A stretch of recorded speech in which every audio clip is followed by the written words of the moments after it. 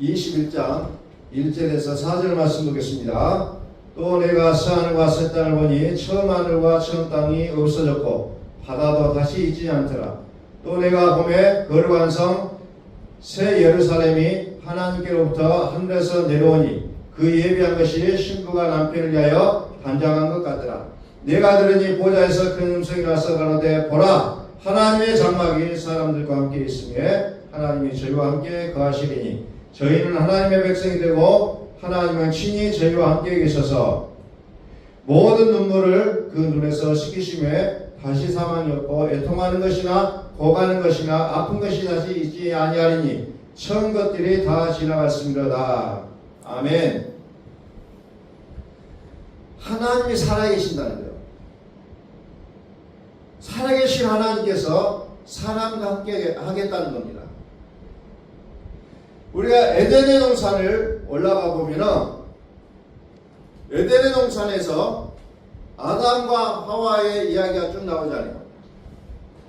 근데 그 중에서 여러분들이 무엇을 가장 중요하게 바라볼 수 있을 것인가 하는 내용을 보게 될 때 많은 사람들이 생각할 때 에덴의 동산에는 그 아름다운 동산에서 아담과 하와가 행복하게 살았다라는 내용으로 기억하고 있다는 겁니다.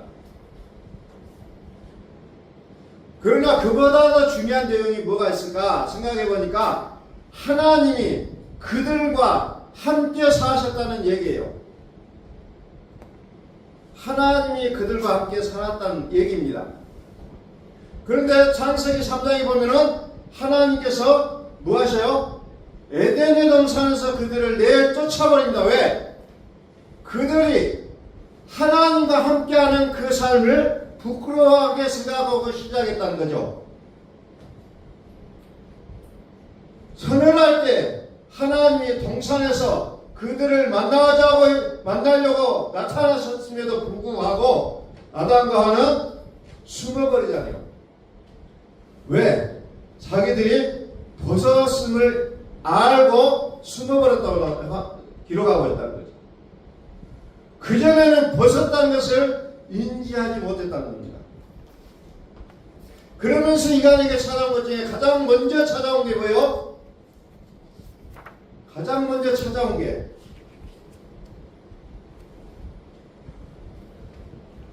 그들이 하나님의 낯을 피하여 동산나무 사이에 숨었다고 얘기합니다. 다시 말해서 하나님께 등을 돌리는 사람을 우리는 뭐라고 얘기하냐면 죄인이라는 단어를 쓰고 있다는 겁니다. 하나님을 피해요. 그것을 우리는 죄인이라고 성경은 부르고 있다는 겁니다. 그전에는 어때요? 하나님과 함께 동산을 거니는 것을 그들의 삶 가운데 가장 중요한 삶이었어요. 그들은 동산의 정원을 지키는 그 정원의 그 물의 관리자가 아니었어요. 그것보다 더 중요한 것이 뭐냐면은 하나님께 나가는 제사장의 삶이 그들에게서는 가장 중요한 삶의 일부였다는 겁니다. 제사장의 삶. 제사장은 뭐예요? 하나님을 만나는 자의 모습이라고 합니다. 에덴 동산에서 여러 가지 밭을 가꾸고 또 나무를 키우고 뭐 동물들을 돌봐주고 뭐 그 정원의 그 지킴으로서 역할도 중요했지만 그러나 그보다 더 중요했던 것은 하나님을 만나고 하나님과 대화하고 하나님과 교제했던 것이 가장 중요했던 일이었다는 거죠. 그래서 하나님이 에덴의 동산에서 이들을 내쫓고 나서 무엇을 계획하냐? 하나님과 그들이 만날 수 있는 장소를 준비하고 계획하신다는 거죠. 그것을 성경은 뭐라고 얘기하냐면 성막이라고 표현하고 있습니다. 성막. 성막이라고 얘기하고 있어요. 그럼 이 성막이라는 그 뜻이 뭐냐? 히브리인들의 그 언어를 보면은 미시칸이라는 단어를 써요. 하나님이 이사 오셔서 사신다. 하나님이 이사 오셔서 사신다. 그 뜻이 성막이라는 겁니다. 성막. 그래서 이스라엘 백성들이 광야에서 그들의 삶을 살아가게 될 때 그들의 가장 중심에 뭐가 있었냐면 성막이 놓여져 있었다는 거예요. 성막. 그들은 그것이 제일 중요했었다는 거죠. 하나님은 먼 곳에 계시는 분이 아니라 우리 곁에 오셔서 친구처럼 소통하시기를 원하신 분이라는 겁니다. 그래서 하나님과의 관계를 회복시키는 사건이 우리는 십자가라고 얘기하고 있잖아요. 하늘과 땅을 연결하는 다리, 사람과 사람 사이를 연결하는 다리, 우리는 그것을 십자가라고 부르고 있다는 겁니다. 에덴 동산과 첫 번째 성전, 에덴 동산은 단순히 정원이 아니라 하나님과 사람이 거닐던 아름다운 성전의 모습이었다는 겁니다. 이것이 그대로 요한계시록에 가서 뭐라고 기록하고 있습니까? 오늘 요한계시록 보니까 하나님의 장막이 사람들과 함께 있으며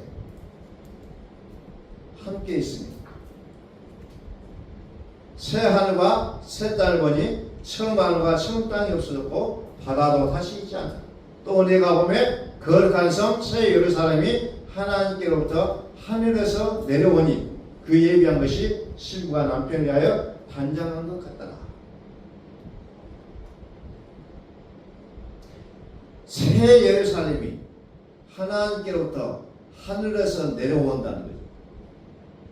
하나님이 오신다는 거요. 그게 성막을 통해서 우리에게 보여주는 그림이라는 겁니다. 에덴에서 쫓겨난 인간을 다시 만나기 위해서 성막을 설계하신다는 거죠. 그래서 그들에게 이제 햇빛이 나면 말라 뚝뚝 떨어져 버리는 무화과나무 잎으로 치마를 입었던 그들의 치마를 걷어버리고 뭘로 입혔어요? 가죽옷을 입힌다는 거죠. 가죽옷을. 그래서 하나님과 다시 만날 수 있는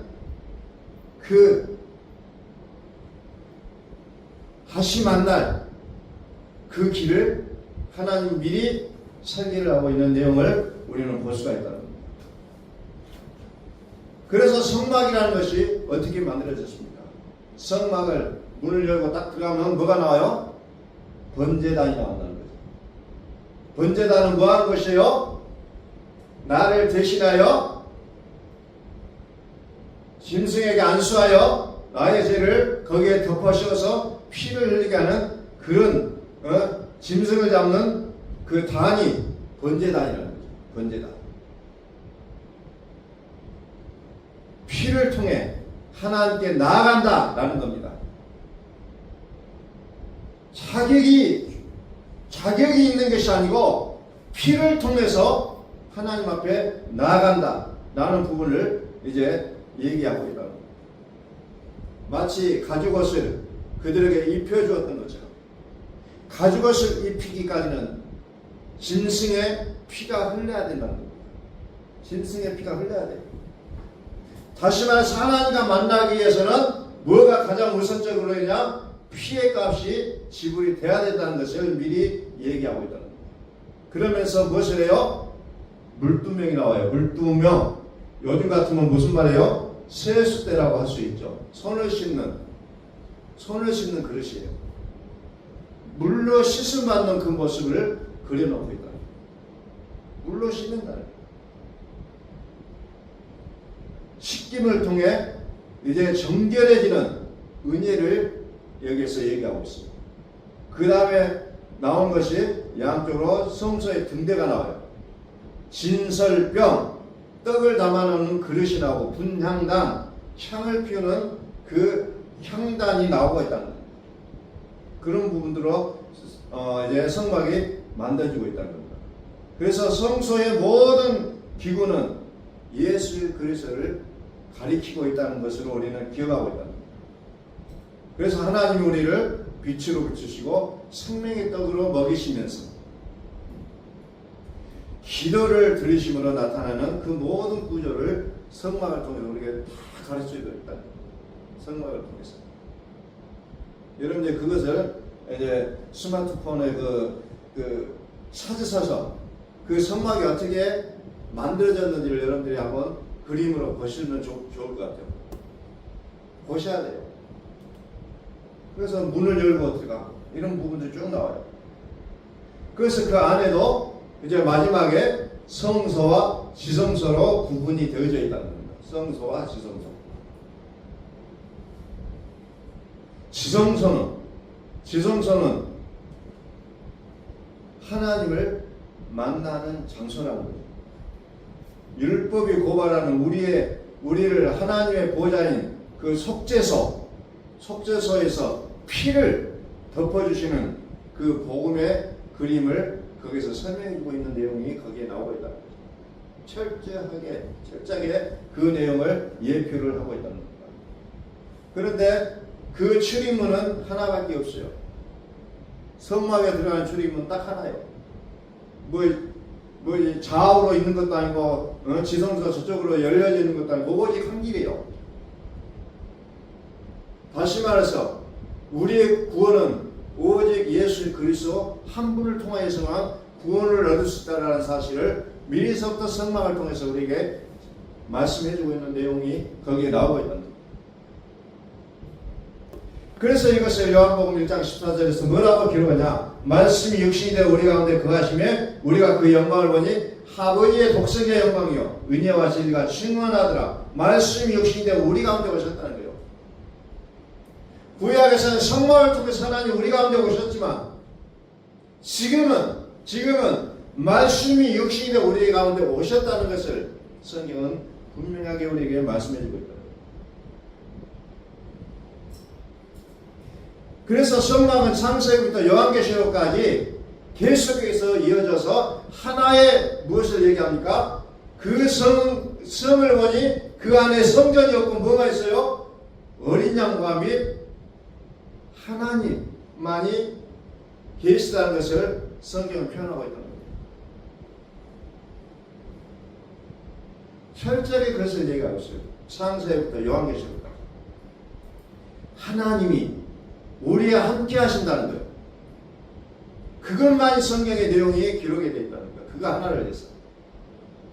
그래서 요한계시록 마지막까지 갔을 때도 오직 전능하신 이와 어린 양 그분밖에 없다고 기록하고 있잖아요. 그분밖에. 다시 말해서 하나님은 창세기를 통해서 계속해서 창세기, 출애굽기, 레위기, 민수기 모든 부분들이 다 너희와 함께 하겠다는 내용이 나오고 있다. 임마누엘. 우리가 레위기서를 읽어보면은 어떻게 보면 성경에서 가장 읽기가 쉬운 내용이 레위기서고 또 출애굽기 24장 이쪽으로도 보면은 같은 내용들이 나와 있어요. 그런데 가장 읽기는 힘든데 그런데도 불구하고 우리에게 가장 의미를 주고자 하는 내용이 거기에 다 담겨져 있다는 겁니다. 성막은 이렇게 만들어라. 하나님 앞에 제사는 이렇게 드려야 된다. 그러면서 그 모든 내용이 뭐예요? 하나님과 나와의 은밀한 교제하는 것을 설명하고 있는 내용이 바로 거기에 들어있다 있다는 겁니다. 여러 가지 말이 어려운 말들로 이렇게 구성이 되어 있는 것 같지만 결론은 뭐예요? 하나님을 만날 수 있는 내용을 기록하고 있다는 겁니다. 그러니 그게 우리에게서는 가장 은혜로운 말씀이라는 겁니다. 그 레위기서의 말씀이 그대로 옮겨져 있는 게 뭐예요? 히브리서가 그대로 기록이 되어 있다는 겁니다. 그것을 복음으로 바꿔서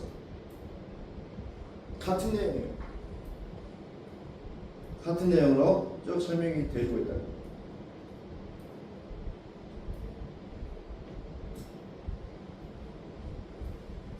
그래서 요한복음 10장 9절에서는 예수님께서 신이 말하길 내가 문이다 그러잖아요. 내가 문이다. 누구도 이 문을 통하여 들어가지 않는 것은 불법이라고 설명하고 있습니다. 문이라는 겁니다. 내가 문이다. 그래서 오직 한 곳 들어가는 그 문밖에 없다는 거예요. 딱 하나 있다는 거예요. 문이. 들어갈 수 있는 문이 하나예요. 하나님께 나아갈 수 있는 유일한 길은 오직 예수 그리스도 한 길을 통해서만 가능하다는 겁니다. 그래서 예수님께서 뭐라고 말씀하세요? 내가 곧 길이요 진리요 생명이다. 내가 곧 길이요 진리요 생명이다. 성막을 통해서 이미 그것을 우리에게 가르쳐줬다는 것, 오직 이 길밖에 없다. 오직 이 길밖에 없다. 사람이 구상해서 상상해서 만들어놓은 어떤 길은 하나님이 인정하시지 않겠다는 거예요. 내가 곧 길이다. 그래서 이 성막의 문은 예수 그리스도의 그 유일성을 분명하게 보여주고 있는 내용이라는 겁니다. 그래서 그 성막의 문은 요한복음으로 쭉 연결이 되어지고 있다는 거죠. 그러면서 우리의 성경은 또 구체적으로 하나님께서 모세를 친구처럼 대면해 주시는 장면을 통해서 하나님이 우리와 얼마나 가까이 만나기를 소원하신지를 모세를 통해서 우리에게 가르쳐주고 있다. 친구처럼 만났다고 성경은 기록하고 있다. 이것은 친밀한 교제를 얘기하고 있어요. 친밀한 교제. 정말 가까이. 그래서 노아와 같은 사람은 노아가 아니라 에녹은 하나님과 살아서 얼마나 친밀하게 살았는지 하나님은 그를 죽이지 않고 그대로 하늘나라로 데리고 가시는 장면이 성경이 기록하고 있잖아요. 그게 영생이라는 거예요. 그게 하나님과의 그 친밀한 그 교제가 영생이라는 거죠. 우리는 뭐 죽어서 천국에 갑니다. 뭐 어쩐다. 아니요. 지금 내가 하나님을 어떤 관계로 만나고 있는가가 더 중요하다는 겁니다. 그래서 하나님이 살아계신다는 게 영생이에요. 하나님이 나와 함께 사시는 이 삶의 자체가 영생이라는 겁니다. 우리가 그것을 망각해버려서는 안 돼요. 미식한 성막, 미식한 하나님이 이사 오셔서 사시는 거예요. 이사 오셨다. 이사했다. 내가 네 마음에 이사했다. 내가 내 마음에 이사했다. 그래서 그것을 뭐라고 표현합니까? 하나님의 성전이라고 우리가 사도 바울이 얘기하고 있잖아요. 하나님의 성전. 하나님이 우리 말씀이 육신이 되어 우리 가운데 거하시며 하나님이 하늘에 계신 하나님이 우리 마음으로 이사 오셔서 살아가시는 이 장면을 성경은 임마누엘이라고 표현하고 있다는 겁니다. 임마누엘. 하나님의 임재라는 단어를 사용하고 있어요. 이사했다는 게 이사. 그래서 하나님은 모든 것들을 제껴놓고 나와의 끊임없는 관계 회복을 그 의지를 성막을 통해서 우리에게 보여주고 있는 내용이라는 겁니다. 에덴 동산에서 그 아름다운 동산을 하나님과 아담과 하와가 끊임없이 걸으면서 대화하고 뭐 이런 내용들을 성경은 구체적으로 설명은 해놓지는 않지만 바로 그런 삶이 천국이라는 거죠. 그런 삶이 에덴의 동산의 삶이었다는 거예요. 그 관계가 끊어져 버리니까 어때요? 거기에서 내쳐지잖아요. 그래서 에덴 동산에 울타리를 딱 쳐놓고 두루도는 하얀검을 달아놓고 또 거기에 천사가 그룹에 지킨다 그래요. 그룹. 이 그룹이 언약궤에 딱 올려져 있어요. 더 이상 그 그룹이 막는 자 역할이 아니라 하나님과 만날 수 있는 그 길을 안내는 자 역할로 성경은 기록하고 있다. 그룹들. 그 지키고 있던 동산을 지키고 있었던 그 그룹들이 나중에는 하나님을 만나는 그 자리에 딱 올라가 있다는 거죠. 그리고 에덴 동산에 그렇게 흔하게 흩어져 있는 그 모석들, 흩어져 있던 그것들이 나중에는 성막의 모든 재료로 쓰이는 장면이 나오고 있다는 겁니다. 모든 재료로 쓰여요. 금과 은, 보석들이. 에덴의 동산에서는 그것이 어떤 역할로 쓰여지는지 모르지만 아름다운 동산에 금문보석이 쫙 깔려져 있었는데 그 재료가 결국은 성막을 만드는 재료로 쓰이고 있는 내용이 나오고 있다는 겁니다. 그러면서 새하늘과 새 땅을 보니 뭐 갖고 하는 보석들 질비하게 나오잖아요. 그러면서 그 보석 중에 보석이 뭐예요? 하나님과 어린 양이 나오잖아요. 하나님과 어린 양. 여기 설명이 나오고 있어요.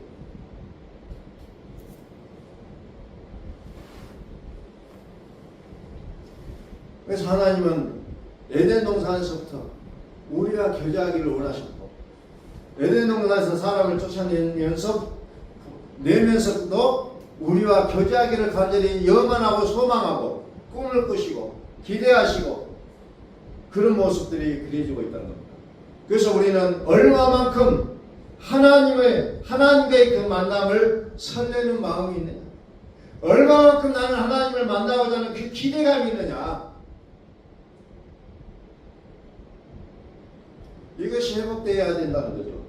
마치 에덴 동산에서 아담과 하와가 그 동산을 하나님과 교제하면서 거닐던 그 장면들을 그때는 얼마나 설렜겠어요. 그런데 그 설렘도 참 인간이라는 존재는 그 설렘이라는 것이 유통기한이 있는 것 같아요. 그 끝나잖아요. 그러면서 하나님은 또 부족한 너희를 위해서 내가 다시 만나주겠다. 다시 만나.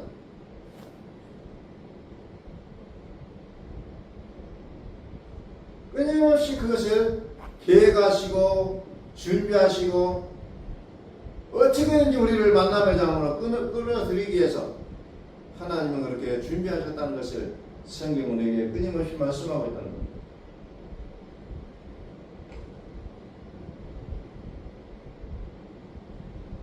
성막, 거하다는 거예요. 그냥 이사에서 하나님이 이사했다. 거하다. 그래서 성경에는 거하다는 말이 많이 나오고 있다는 겁니다. 거하다. 하늘 보좌를 비고 광야 한복판에 직접 이사 오셔서 사람과 함께 거하시겠다는 거죠. 이것이 성막에 대한 내용들이 쭉 기록이 되어 있는 내용들이다. 그래서 오늘 우리가 성막만 제대로 하면 구약 성경을 어떻게 보면 다 이해가 되는 거예요. 성막. 근데 우리가 가장 어떻게 보면 이해하기 어려운 그런 내용으로 받아들이고 있다는 거예요. 성막.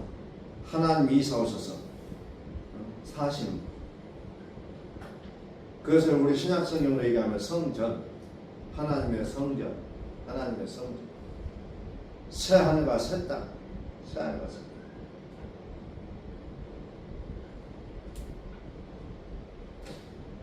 그러나 아담과 하와는 어떻게 보면은 그 타락하기 이전에는 정말 하나님을 만나는 것에 대한 설렘과 기쁨이 가득 차 있다는 겁니다. 그래서 에덴 동산마저도 행복의 동산이라고 얘기하고 있어요. 행복의 동산, 기쁨의 동산. 그래서 어떻게 보면 사람이 가장 기쁠 때가 설렘이 있을 때가 가장 기쁘다는 겁니다. 가장 행복하다는 거예요. 설렘이 있을 때. 하나님과 우리 사이도 마찬가지예요. 설렘이 있을 때 그때가 가장 중요한데, 가장 행복한데, 어느 순간부터 그 마음이 사라져버리면 예배 드리는 것도 힘들어. 찬양하는 것도 힘들고 기도하는 것도 힘들어져요. 그리고 자기의 방법을 찾아요. 아담과 하와가 뱀의 유혹에 딱 넘어간 다음에 자기 방식을 찾잖아요. 그래서 거기에서 취하기 싫은 무화과 나무 이파리를 엮어가지고 치마를 만들었고 나는 괜찮다라고 살아가는데도 불구하고 햇빛이 쪼이니까 다 말라 비틀어져 이제 다 버석버석해서 떨어져 내려와 버리잖아요. 이게 사람의 방법이라는 겁니다. 나는 똑똑하게 생각했고 나는 이것이 좋은 방법이라고 생각했을지라도 우리의 생각은 다 태양볕에 말려서 바삭바삭 부서지는 그 무화과 이파리처럼 결국은 끝나버리고 마는 게 인간의 지혜라는 거예요. 인간의 지혜. 이 그룹은 아까도 말씀드린 에덴 동산에 그 있는 그 그룹은 뭐예요? 하나님과 인간의 사이를 가로막는 닫힘의 문을 상징했습니다. 그러나 또 어때요? 다시 열렸다는 거죠. 그 열림이 뭐요? 예수님께서 십자가에서 매달리시고 죽으시던 날 어때요? 성전에 그 휘장이 쳐있던, 요즘 말로 하면 커튼이 딱 쳐져 있어서 아무도 못 들어가게,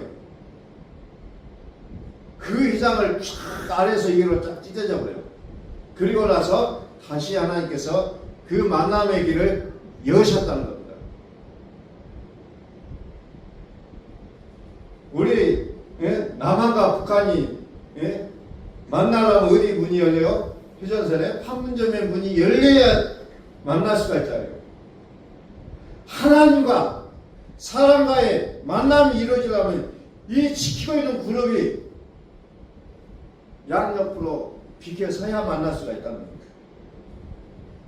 다시 열리는 길, 그 길이 하나님의 성막의 휘장이 위에서 아래로 찢어짐으로 인해서 우리는 하나님을 만날 수 있는 그 길이 활짝 열리게 됐다는 거죠.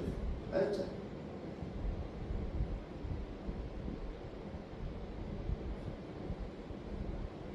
휘장이 찢어져 버립니다. 휘장. 위에서 아래로 그 휘장에 새겨져 있던 그 그룹이 물러간다.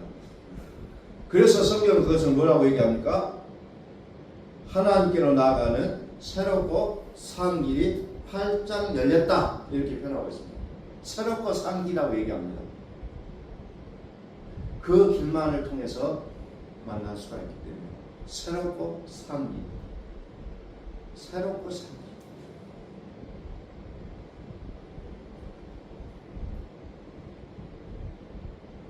결국 이 휘장의 그룹은 인간이 스스로 넘을 수 없었던 죄로 인한 단죄를 상징했지만 동시에 그 휘장이 찢어짐으로 인해서 하나님께서 우리가 다시 다가오셨음을 알려주는 그런 복음의 표시라는 것.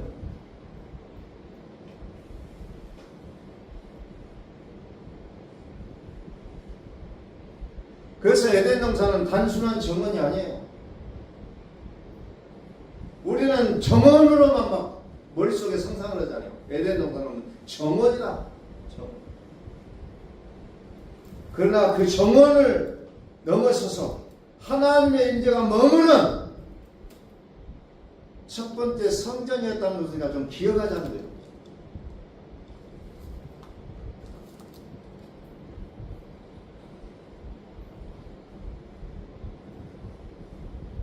오늘 많은 사람들과 함께 이제 산을 간다거나 했던 우리 순천에 동천을 걷는다거나 하면은 사람들 입에서 나오는 그 탄성이 있어요. 역시 순천은 아름다운 도시다. 우리가 이런 데에 산다는 것이 얼마나 큰 행운인지 모르겠다고 말하는 사람들 굉장히 많아요. 목사님들도 그렇고 순천에 사는 게 너무 좋다. 순천을 한마디로 얘기하면은 그동안에 광고를 했던 것처럼 순천은 정원이라고 표현하고 있잖아요. 정원. 도시가 아니라 정원이다. 그래서 대개의 사람들이 순천하면은 정원을 떠올리게 돼 있다는 거죠. 그러니까 이렇게 다른 지역에서 오신 분들을 우리가 살고 있는 집 위에 보면은 정원 있어요. 정원 카페가 있어요. 거기로 딱 모시고 와서 2층에 앉아서 커피를 마셨더니 순천이 왜 이렇게 아름답습니까? 라고 물어봐요. 왜 그렇게 아름답습니까? 근데 에덴 동산은 여기가 비교할 수 없는 아름다움이 있다는 거죠. 그러나 에덴의 동산을 동산으로만 생각을 끝이지 말고 뭐로요? 하나님과 만나는 성전으로 생각하라는 겁니다. 하나님과 만나는 성전. 그것을 망가져버리면 안 된다는 거죠. 다시 말해서 우리가 이 세상을 살아가고 있는 우리가 때로는 땀을 흘리고 때로는 괴로움을 느끼고 때로는 슬픔을 때로는 너무 힘들어서 죽겠다고 하는 이 상황 속에서 우리가 떠올려야 될 게 뭐예요? 하나님과의 나와의 만남을 기억하자는 겁니다. 그게 더 중요하다는 거예요. 하나님과 나와의 만남.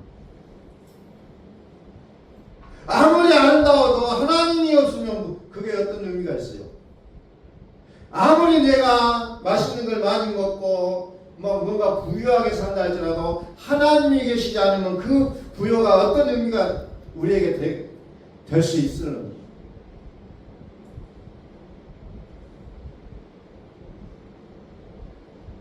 그래서 요한계시록 22장에 보니까 뭐가 나와요?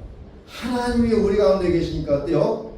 다시 저주가 없으며 하나님과 그 어린 양의 보좌가 그 가운데 있으니 그의 종들이 그를 섬기며 다시 저주가 없고 하나님과 그 어린 양의 보좌가 그 가운데 있으니 어때요? 천사들이 섬긴다는 겁니다. 천사들이 섬겨요. 우리는 더 좋은 삶이 예약되어 있지만 우리 가운데 놓여있는 그 희장을 넘어서지 못하여 우리는 우리의 경험과 우리의 지식과 우리의 경험 이런 것들로 우리의 모든 인생을 설계하려고 하니까 항상 힘들고 어렵고 힘든 모습으로 나아가는 모습들을 우리는 너무너무 많이 본다는 겁니다.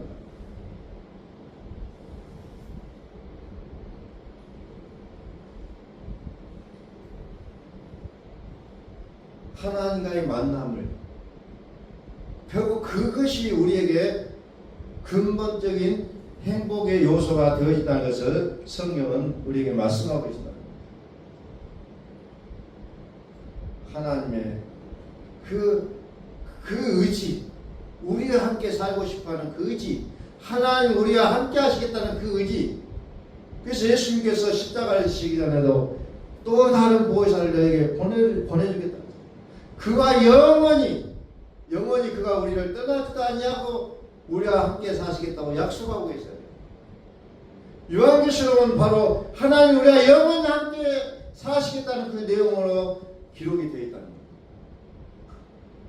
그러니까 하나님의 뜻은 바로 그거라는 거죠.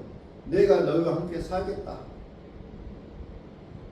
그것을 성경은 기록해 놓고 있다는 거예요. 그거의 영생이에요. 영생. 우리 한번 선포합니다. 하나님은 살아계십니다. 하나님은 살아계십니다. 하나님이 살아계시는 게 영생이라는 겁니다. 오늘 자꾸 우리는 죽어서 천국 가려고 교회 다닙니다. 아직도 그런 얘기를 하는 사람들이 너무 많아요. 그래서 저 가옥동에 어디를 걷다 보니까 거기는 이 땅에 하나님의 나라가 임한다고 기록되어 있길래 원래 이 교회가 더 좋은 교회네라고 해서 제가 옆에 같이 가는 목사님한테 얘기했어요. 그 교회는 이 땅에 하나님의 나라가 이루어진다고 교회 옆에다가 그렇게 써놨더라고요. 지상천국. 아니에요.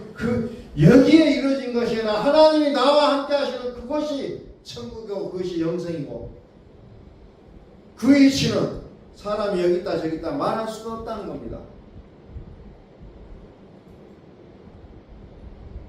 그것은 사람이 말할 수가 없어요.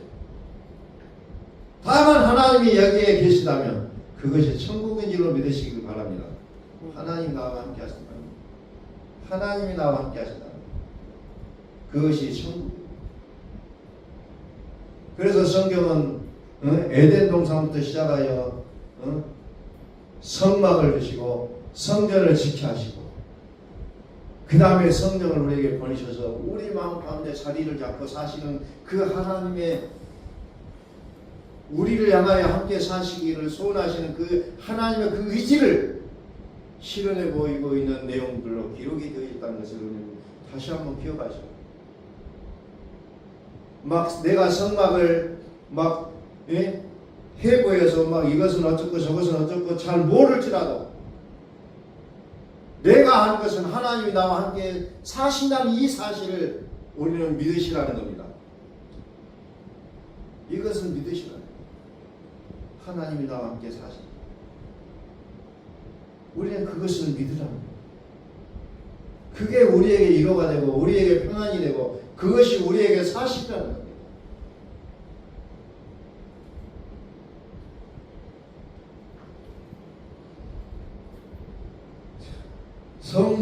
성막의 뜻이 다시 말씀드립니다. 하나님이 뭐예요? 이사 오셔서 사신다. 하나님이 이사 오셔서 사신다. 그게 성막이에요. 성막. 그래서 그 광야에서는 성막 그것을 항상 막 이리저리 가지고 다녔잖아요. 옮겨 다녔어요. 딱 네 사람이 우리 가마를 메고 간 것처럼 네 사람이 들고 그것을 항상 이동할 때는 자기 가장 앞에 또 머물렀을 때는 가장 가운데 놓고 하나님이 우리와 함께 사신다는 것을 그들은 그것을 통해서 기억하고 살았던 그 모습을 우리가 기억하면서 오늘 우리 안에 살아계신 그 하나님을 찬송하고 높여드리는 우리의 삶이 되시기를 예수 그리스도의 이름으로 축복합니다. 아멘. 기도하겠습니다.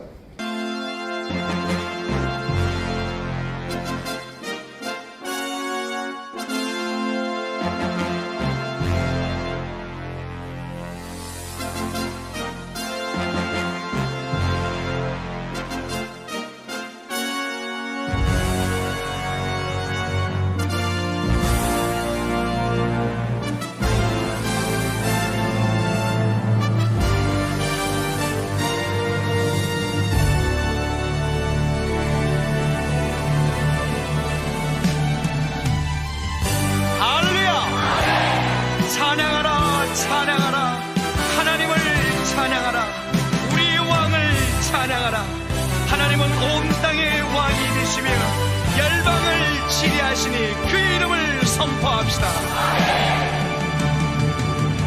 지존하신 주님 이름하네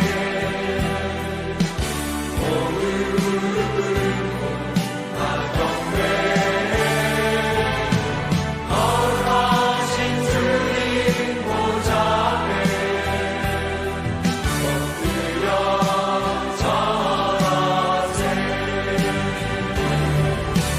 예수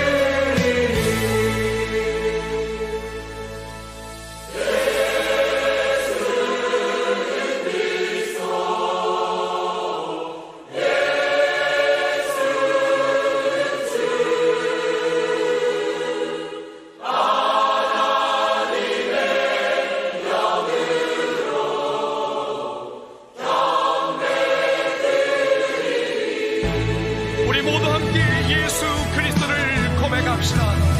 예수는 그리스도, 살아계신 하나님.